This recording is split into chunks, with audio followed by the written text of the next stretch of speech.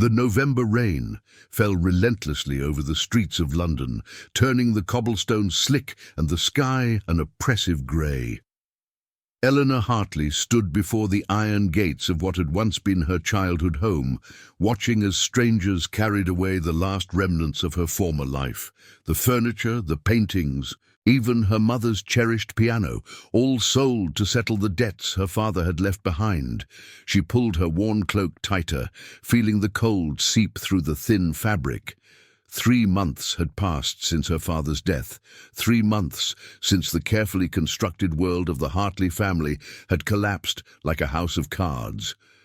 First came the illness that ravaged Thomas Hartley's body, then the revelation of his gambling debts, and finally the cruel whispers that spread through society like wildfire. Lady Pemberton had made certain of that. The wealthy widow had never forgiven Eleanor for catching the attention of her nephew at last season's ball. With calculated precision, she had spread rumours of impropriety, of secret rendezvous, of behaviour unbecoming of a proper young lady. None of it was true, but truth mattered little when reputation was currency, and Eleanor's had been spent. "Miss Hartley?" A thin voice interrupted her thoughts. Mrs. Davies, her father's former housekeeper, approached with an umbrella and an envelope. The elderly woman's eyes were red-rimmed, her face drawn with worry. "This arrived for you this morning, from an employment agency." Eleanor took the envelope with trembling fingers. Inside was a single sheet of paper, formal and direct. The Duke of Thornfield required a governess for his young ward. The position offered room, board, and a modest salary. It was located at Thornfield Manor in Derbyshire, far from London's judgmental eyes. "It's a respectable position," Mrs. Davies said gently, reading the hope and hesitation in Eleanor's expression. "A fresh start, away from all this ugliness." Eleanor looked back at the house one final time. The windows that had once glowed with warmth now stared back at her, dark and empty. Her mother had died when she was 12, her father was gone, and she had no siblings, no family to turn to. The friends who had once filled her drawing room with laughter had abandoned her the moment scandal touched her name. "When does he expect me?" Eleanor asked, her voice steadier than she felt. "As soon as you can travel. The letter says the previous governess left quite suddenly, and the child is in need of guidance." 2 days later, Eleanor sat in a cramped mail coach, watching the city fade behind her. The other passengers, a merchant and his wife, a young clerk, eyed her with mild curiosity, but kept their distance. She was grateful for the anonymity. Here she was nobody, and nobody knew her shame. The journey took nearly 2 days, with uncomfortable stops at crowded inns, where Eleanor kept to herself, eating little and sleeping less. But as the coach climbed into Derbyshire, the landscape began to change. Rolling hills replaced crowded streets, and the air carried the scent of earth and rain rather than smoke and refuse. Thornfield Manor appeared suddenly, rising from the mist, like something from a painting. The estate was vast, with manicured gardens visible even in the fading light, and the manor itself was an impressive structure of grey stone, with tall windows and climbing ivy that spoke of centuries of history. The coach deposited her at the servants' entrance, where a stern-faced woman in black waited. "Miss Hartley? I am Mrs. Blackwood, the housekeeper. You're expected. Leave your trunk. Someone will bring it to your room." Eleanor followed the housekeeper through a maze of corridors, noting the elegant furnishings, the portraits of ancestors lining the walls, the quiet efficiency of the household staff they passed. Everything spoke of wealth, tradition, and order, a stark contrast to the chaos of her recent life. "The Duke is particular about his household," Mrs. Blackwood said without turning around. "He values discretion, punctuality, and dedication. Your charge is Miss Catherine Thornfield, age 8, the Duke's niece. She came to live here after her parents perished in a carriage accident last year. The child has had difficulty adjusting." They stopped before a heavy oak door. Mrs. Blackwood knocked once, then entered without waiting for a response. The room was a study, lined with books, and dominated by a massive desk where a man sat, reviewing documents by lamplight. "Your Grace, Miss Hartley has arrived," the housekeeper announced. The Duke of Thornfield looked up, and Eleanor felt her breath catch. He was younger than she had expected, perhaps in his early 30s, with dark hair and striking grey eyes that seemed to assess everything in a single glance. His face was handsome, but wore an expression of such carefully controlled reserve that it was almost like a mask. There was something haunted in those eyes, a shadow that spoke of loss and isolation. "Miss Hartley." His voice was deep, measured. "Mrs. Blackwood has explained your duties."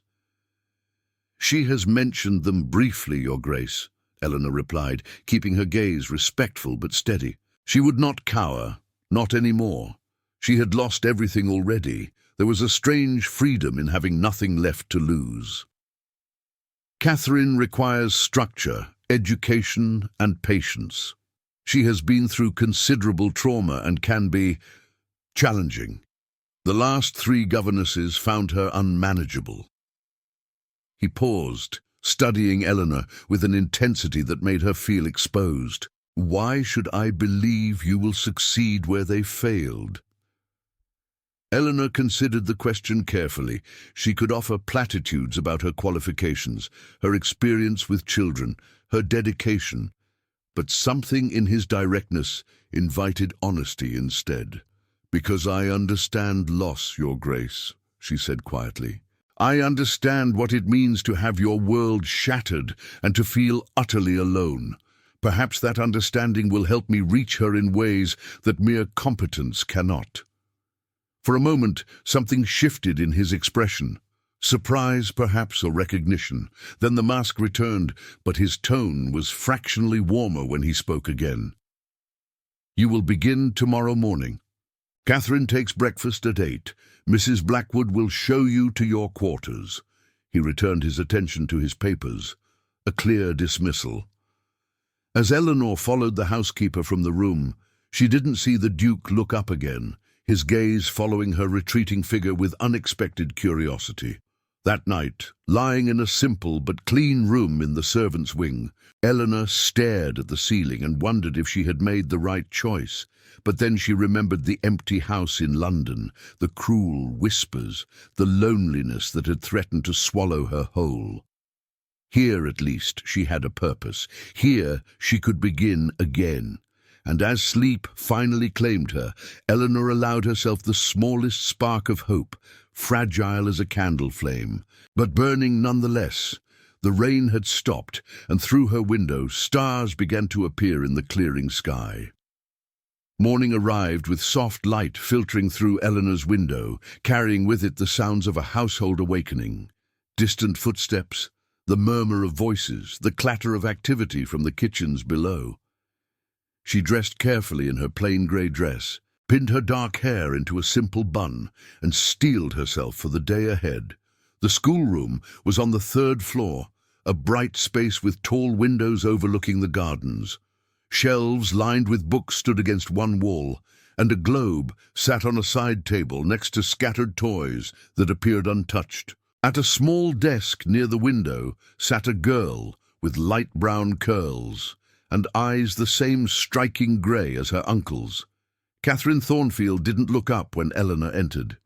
She continued drawing with intense concentration, her small hand moving across the paper with deliberate strokes. "Good morning, Catherine," Eleanor said warmly. "I'm Miss Hartley, your new governess." The girl's hand paused for the briefest moment, then continued. Silence filled the room like a living thing. Eleanor moved closer, careful to respect the child's space. "May I see your drawing?" "No." The word was flat, final. "That's quite all right. Perhaps later, when you're ready to share." Eleanor pulled a chair to the desk and sat down, not hovering over the child, but positioning herself as a companion rather than an authority. "Your uncle mentioned you enjoy reading. What kind of stories do you like?" Catherine set down her pencil and finally looked at Eleanor. Her gaze was assessing, measuring, looking for weakness. "You won't stay, they never do. Mrs. Winters said I was impossible. Miss Crawford cried and left after 2 weeks. Miss Allen called me wicked." The words were delivered without emotion, but Eleanor heard the pain beneath them, the pain of a child who had learned to expect abandonment, who protected herself by pushing others away before they could leave on their own. "I'm not Mrs. Winters, Miss Crawford, or Miss Allen," Eleanor said simply, "and I don't believe children are wicked. Hurt, yes. Confused, certainly. Angry at a world that took away the people they loved. Absolutely, but not wicked." Something flickered in Catherine's eyes. "How would you know?" "Because I lost my mother when I was not much older than you. And then recently I lost my father and my home. I know what it feels like when everything familiar is suddenly gone." Catherine stared at her for a long moment. "Did you cry?" "Yes, many times, and sometimes I still do. Uncle Alexander says crying doesn't change anything." Eleanor considered this carefully. "Perhaps not, but sometimes we need to let the sadness out before we can make room for anything else. It's like a cup filled with bitter water. You have to pour it out before you can fill it with something sweet." For the first time, Catherine's expression softened slightly. She picked up her drawing and slid it across the desk. It showed a house with smoke rising from the chimney and 4 stick figures standing in front, 2 tall, 2 small. One of the small figures stood apart from the others, surrounded by dark scribbles. "That's me," Catherine said, pointing to the isolated figure. "After the accident, everything went dark." Eleanor's throat tightened. "It's a powerful drawing. You've captured something very true." She paused, then asked gently, "Would you like to add more to it? Perhaps show what happened next when you came here?" Catherine looked uncertain. "I don't know what to draw." "Well, you could draw this room, the gardens outside, or maybe leave that part blank for now, until you figure out what you want there to be." The girl picked up her pencil again, this time adding a new section to the paper. She drew a large building with many windows, Thornfield Manor, and slowly, carefully, she began to add details: trees, flowers, a fountain. They worked in companionable silence for a while, Eleanor occasionally offering supplies or gentle suggestions, but mostly just being present. When Mrs. Blackwood arrived with a breakfast tray, Catherine actually ate, which the housekeeper noted with raised eyebrows. The morning passed with reading lessons. Catherine was bright and read well above her age level, followed by arithmetic, which she approached with less enthusiasm but reasonable competence. Eleanor discovered the girl loved mythology and natural history, and they spent an hour looking through an illustrated book about birds of Britain. Catherine's reserve gradually melting as she shared observations and asked questions. It was during their afternoon walk through the gardens that they encountered the Duke. He was walking with his steward, discussing estate matters, but he stopped when he saw them approaching. "Uncle Alexander." Catherine's voice held more warmth than Eleanor had heard from her all day. "Catherine." His stern expression softened almost imperceptibly. "How are your lessons progressing? Miss Hartley isn't boring like the others. She knows about birds and Greek gods, and she doesn't treat me like I'm made of glass." The Duke's gaze shifted to Eleanor, and she felt that same intense scrutiny from the night before. "Indeed? I'm pleased to hear it." He looked back at his niece. "Continue to apply yourself. Education is a privilege not to be wasted." "Yes, Uncle." Catherine's eagerness dimmed slightly at his formal tone, and Eleanor noted how the child seemed to pull back into herself. After the Duke and his steward moved on, Catherine was quieter. "He loved my aunt very much," she said suddenly. "She died 2 years ago, having a baby. The baby died too. After that, Uncle Alexander became very serious. He barely smiles anymore." Eleanor absorbed this information, understanding now the source of that haunted look in the Duke's eyes. He, too, knew loss intimately. He too had built walls around his heart. "Loss changes us," Eleanor said carefully, "but it doesn't have to harden us forever. Sometimes we just need time, and sometimes we need someone to remind us that there's still beauty in the world worth feeling joy for." Catherine looked up at her thoughtfully. "Are you going to remind him?" Eleanor felt heat rise to her cheeks. "I'm here to teach you, Catherine. Your uncle has no need of reminders from a governess." But as they walked back toward the manor, Eleanor couldn't help but glance back at the Duke's tall figure in the distance, and she wondered if perhaps they were all three of them, the broken child, the grieving Duke, and the fallen woman, searching for the same thing, a reason to believe that tomorrow might be better than yesterday. That evening, as Eleanor prepared Catherine for bed, the girl suddenly hugged her, a fierce, desperate embrace that spoke volumes. "Please don't leave," Catherine whispered. "Please." Eleanor held her gently. "I'm not going anywhere. I promise." It was a promise she intended to keep, though she couldn't have known then how much that commitment would cost her, or how much it would ultimately give her in return. Downstairs in his study, Duke Alexander Thornfield found his thoughts drifting away from his paperwork and toward the young woman who had arrived at his door like an unexpected breeze through a sealed room. There was something about Eleanor Hartley, a quiet strength, a genuine warmth that unsettled him in ways he couldn't quite name. He shook his head, forcing his attention back to estate ledgers. He had no time for such distractions. His life was ordered, controlled, purposeful. He had responsibilities.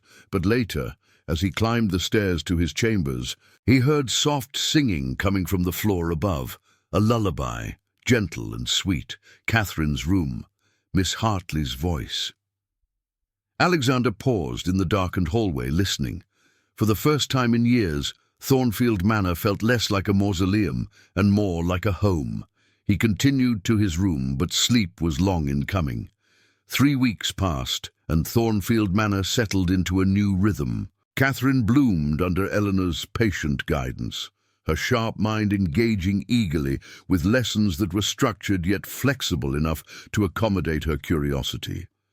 The child's nightmares decreased, her smiles came more freely, and the household staff remarked on the transformation. Eleanor found herself adapting to the rhythms of the estate.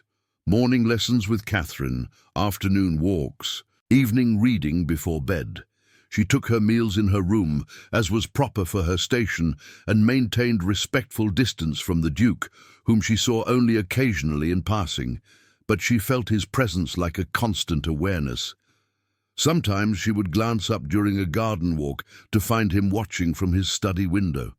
At dinner parties he hosted for neighbouring gentry. Eleanor would keep Catherine upstairs, but she would hear the distant sound of conversation and music and wonder what he was like in those settings, whether he laughed, whether the mask ever slipped. The answer came unexpectedly on a cold December afternoon. Eleanor and Catherine were in the library, seeking a specific atlas for their geography lesson, when they heard raised voices from the adjoining drawing room. "You cannot continue this way, Alexander," a woman's voice, sharp with frustration. "You're barely 32 years old. You must remarry, produce an heir. It's been 2 years since Margaret died. Mourning has its place, but this self-imposed isolation serves no one." "My personal affairs are not your concern, Aunt Beatrice." The Duke's voice was cold, controlled. "They are when you're the last of the Thornfield line. What happens to the estate, to the title, if something befalls you? That child upstairs is a girl. She cannot inherit. You have obligations." "I am aware of my obligations." Each word was clipped, final. "This discussion is concluded." Footsteps approached the library door. Eleanor quickly ushered Catherine toward the far stacks, hoping to avoid an awkward encounter, but they were too slow. The Duke entered, tension radiating from his rigid posture. He stopped when he saw them. "Miss Hartley, Catherine." He seemed to struggle for composure. "Forgive the disruption." "We were just leaving, Your Grace," Eleanor said quickly. "Catherine, take the atlas. We'll continue our lesson in the schoolroom." But Catherine, with a child's directness, spoke before Eleanor could stop her. "Why was that lady shouting at you, Uncle Alexander? She sounded mean." The Duke's jaw tightened. "Lady Beatrice is concerned about family matters. It's nothing for you to worry about. She said you should remarry. Don't you want to?" Eleanor felt mortification flood through her. "Catherine, that's an inappropriate question." "It's all right, Miss Hartley." The Duke looked at his niece with something close to tenderness. "No, Catherine, I don't. I had that once, with your Aunt Margaret. I don't wish to repeat it." "Because it hurts too much when they leave." Catherine's voice was small. Alexander knelt down to his niece's level, a gesture Eleanor had never seen from him. "Yes, exactly that." Catherine considered this. "Miss Hartley says we can't let hurt make us hard forever. She says there's still beauty worth feeling joy for." The Duke's eyes lifted to meet Eleanor's, and for a moment the mask fell completely away. What she saw there stole her breath. Raw grief, yes, but also loneliness so profound it ached, and something else, something that made her pulse quicken and her cheeks warm. "Does she?" he said softly, not breaking eye contact. "Miss Hartley seems to have wisdom beyond her years." Eleanor found her voice. "I only meant, that is, when speaking to Catherine about her losses. Everyone must find their own path through grief, Your Grace." And what is your path, Miss Hartley?" The question was direct, personal in a way that crossed the invisible lines of propriety between employer and employee. "I'm still finding it," she admitted. "But I believe it involves choosing to remain open to possibility, even when fear counsels otherwise." They stood there, awareness crackling between them like static before a storm. Catherine looked between them with interest, sensing something significant, though she couldn't name it. A discreet cough from the doorway broke the moment. Mrs. Blackwood stood there, her expression carefully neutral. "Your Grace, Lady Beatrice is departing and wishes to say goodbye." The mask snapped back into place. Alexander stood, nodding curtly. "Thank you, Mrs. Blackwood." He looked back at Eleanor and Catherine. "Excuse me." He strode from the room without another word. Catherine tugged Eleanor's sleeve. "Miss Hartley, do you think Uncle Alexander is lonely?" Eleanor chose her words carefully. "I think many people are lonely, Catherine, even when surrounded by others. It's why kindness and understanding matter so much." That evening, Eleanor was surprised by a summons to the Duke's study. She went with trepidation, wondering if she had somehow overstepped. He stood by the window, silhouetted against the twilight. "You wanted to see me, Your Grace." "I wish to thank you," he said, turning to face her. "Catherine has improved remarkably under your care. More than that, she seems happy. I'm grateful. She's a wonderful child. It's been my privilege to teach her." He moved closer, and Eleanor forced herself to remain still, to not betray the way her heart hammered. "This afternoon you mentioned remaining open to possibility. I find myself wondering what possibilities you see for yourself, Miss Hartley. What do you want from life?" It was another inappropriate question, far too personal. But something in his tone suggested he genuinely wanted to know, that he saw her not just as an employee, but as a person. "I want peace," Eleanor said honestly. "I want to be somewhere I'm valued, where I can be useful. I want to rebuild something from the ruins I left behind. And perhaps—" She hesitated, then continued. "Perhaps I want to believe that my story isn't over, that there are still chapters unwritten. You speak of your past as ruins. What happened?" Eleanor tensed. She had hoped her history wouldn't follow her here, that she could simply be Miss Hartley the governess, nothing more. But his gaze was neither judgmental nor prying, simply interested. "My father died, leaving debts. Our home was sold, and certain members of society spread rumors about me, damaging my reputation. None of it was true, but truth matters less than perception in London drawing rooms. So you came here. I came here, she confirmed. I had nowhere else to go. Alexander was quiet for a moment. I know something of society's cruelty, he said finally. After Margaret died, the whispers began immediately. That I had driven her to her grave by demanding an heir, that I was cursed, that the title should pass to a distant cousin untainted by tragedy. Words can be weapons as sharp as any blade. Eleanor felt a surge of sympathy. Yes, exactly that. He took another step closer, and now they stood near enough that she could see the fine lines around his eyes, the silver threading through his dark hair at the temples. Miss Hartley, Eleanor, if I may, you mentioned remaining open to possibility. I find that I am. That is, your presence here has... He seemed to struggle, this man who was always so controlled. Your Grace? Her voice came out barely above a whisper. Would you take dinner with me tomorrow evening? Not as governess and employer, but as two people who understand loss and who might wish to speak freely, without the constraints of propriety. It was shocking, improper, and Eleanor knew she should refuse. But looking into his eyes, seeing the vulnerability there, the hope he was trying so hard to contain, she found herself nodding. I would like that very much. His smile, when it came, transformed his entire face. It was slight, cautious but genuine, the first real smile she had seen from him. Until tomorrow then, 7 o'clock. Eleanor left his study in a daze, her mind spinning. What had just happened? What was she doing? He was a duke, she was a governess with a ruined reputation. This was madness.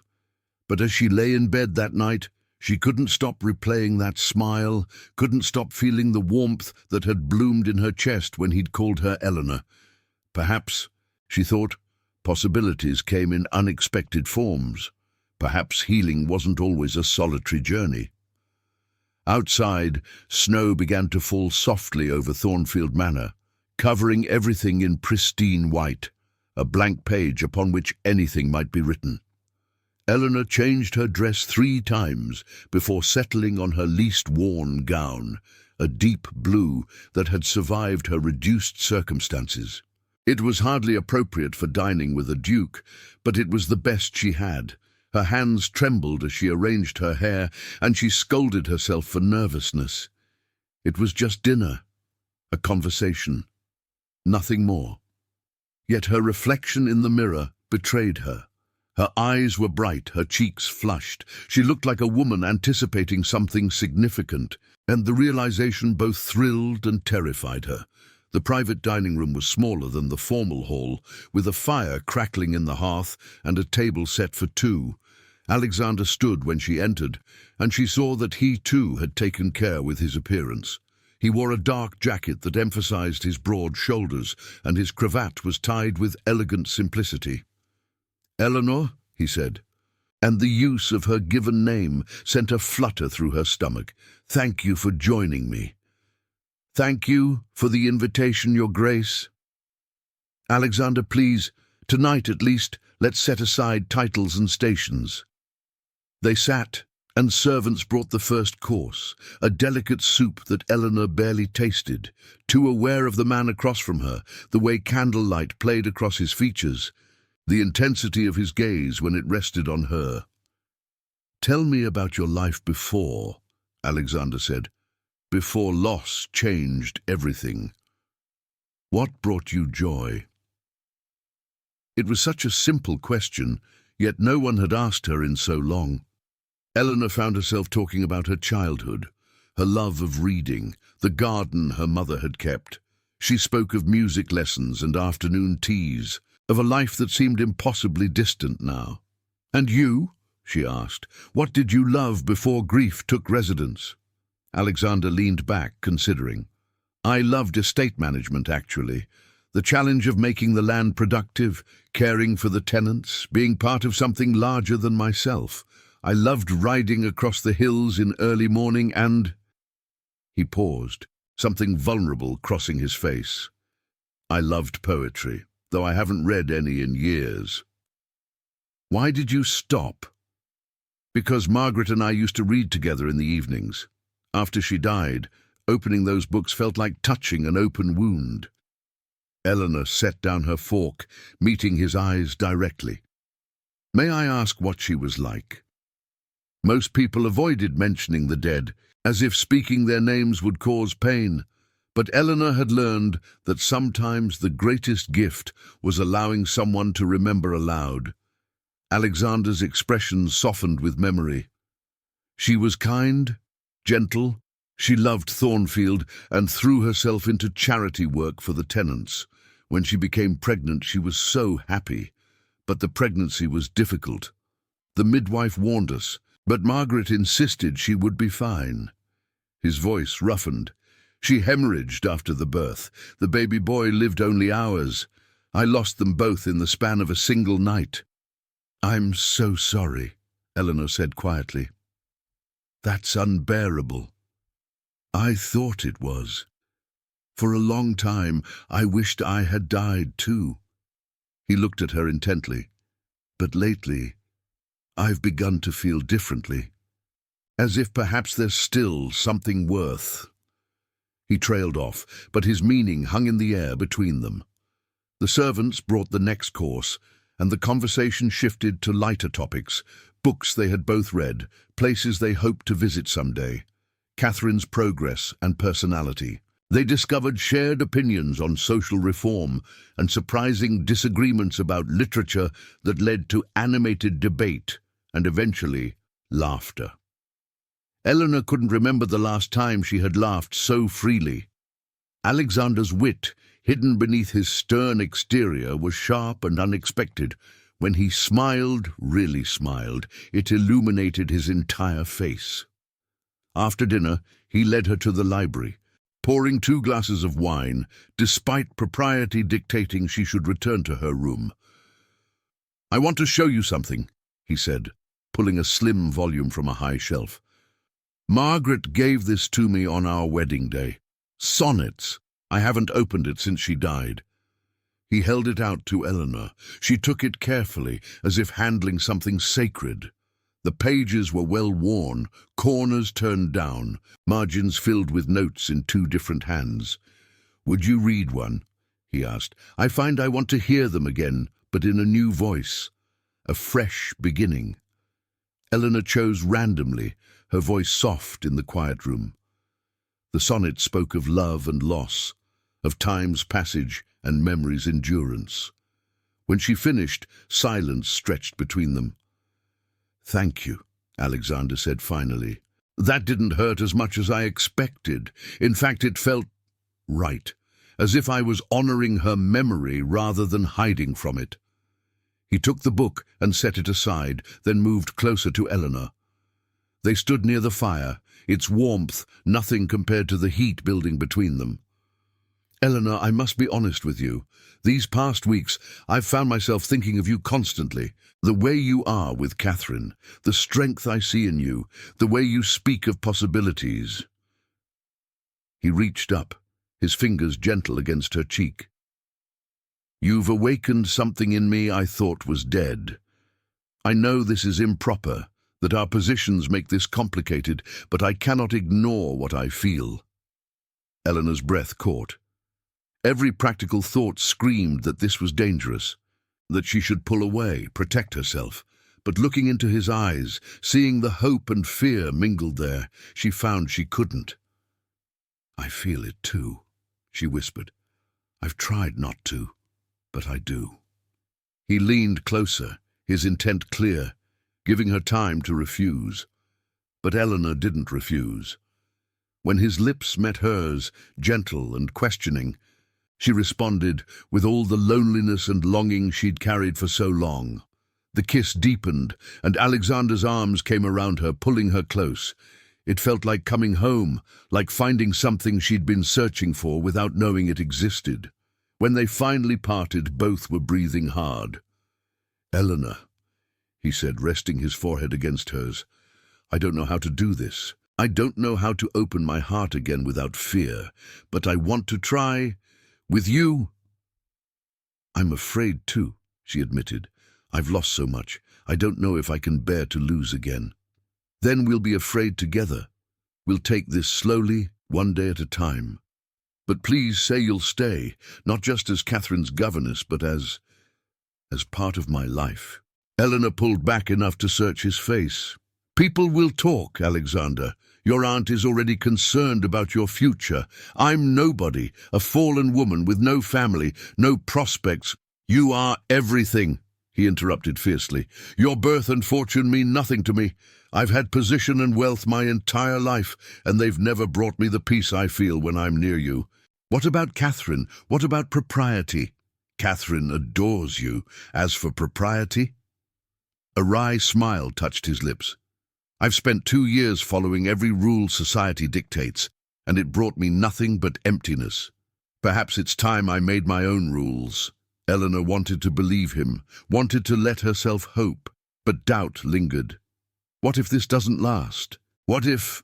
He silenced her with another kiss, this one more insistent. When he pulled back, his eyes blazed with determination. What if it does? What if we're being given a second chance, and we're too frightened to take it? I'm not willing to let fear cheat me of happiness again. Are you? Eleanor thought of everything she'd lost, everything she'd survived. She thought of the empty house in London, the cruel whispers, the nights she'd cried herself to sleep, and then she thought of Catherine's laughter, of mornings in the sunlit schoolroom, of the way Alexander looked at her as if she were precious beyond measure. "No," she said firmly, "I'm not." His smile was brilliant.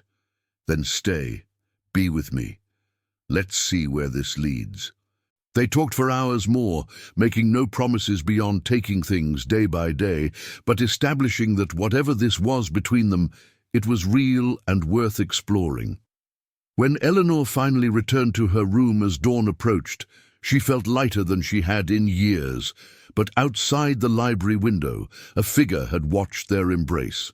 Mrs. Blackwood's stern face was troubled as she hurried away. The housekeeper was loyal to the Duke, but she also knew how society worked. She could see the storm coming, and she feared its arrival would shatter the fragile happiness beginning to bloom at Thornfield Manor. Change, she knew, never came without cost. The only question was whether love would prove strong enough to pay the price.